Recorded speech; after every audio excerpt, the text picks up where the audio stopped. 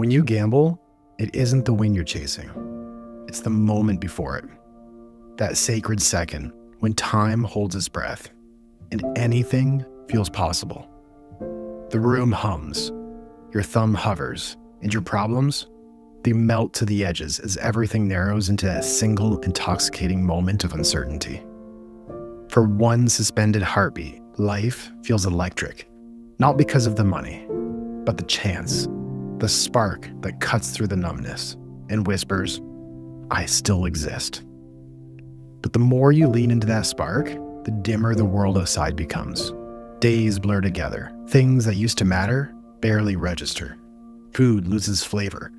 Moments just don't land the way they should. So you chase harder, higher stakes, faster spins, longer nights. You keep turning up the voltage, hoping it'll jolt you back to life.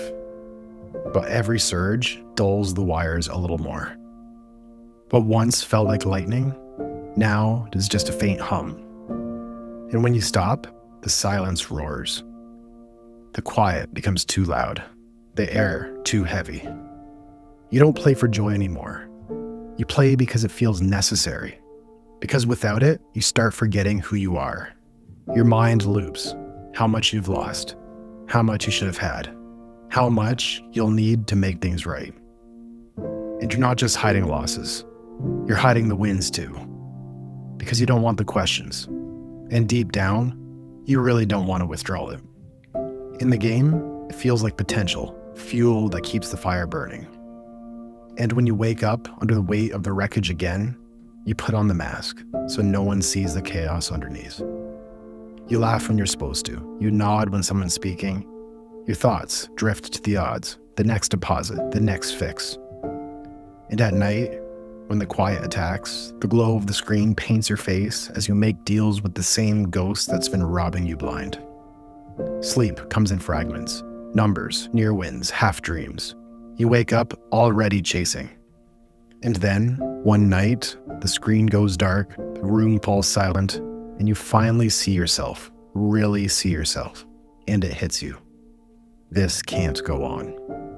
For some people, this is the moment they reach out, because carrying it alone has just become too heavy. And if that's you, there's a link down below to contact me directly. Because when you stop, the silence that used to terrify you greets you like an old friend. It's awkward at first, like walking into a house you once lived in but barely recognize.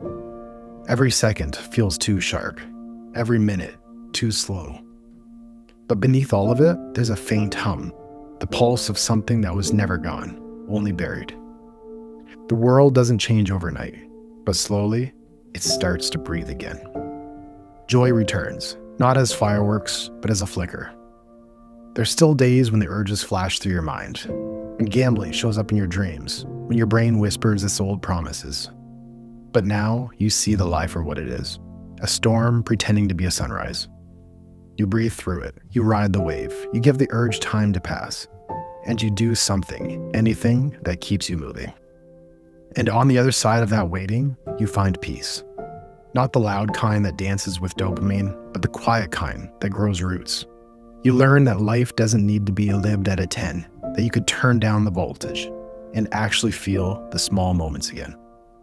That same stillness that once felt unbearable becomes a place where you can finally rest. You no longer need to live at the edge of uncertainty to feel alive. You find it in smaller things, time with people you love, being truly present in your own life, and mornings don't start with a panic. Peace doesn't depend on a spin. And you realize recovery was never about going back. It's about becoming someone new, someone who can stand in the quiet and not mistake the quiet for emptiness.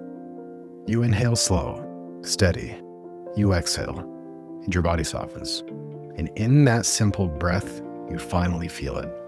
Your life is yours again. And you don't need the moment before the win to feel alive. You're already coming back.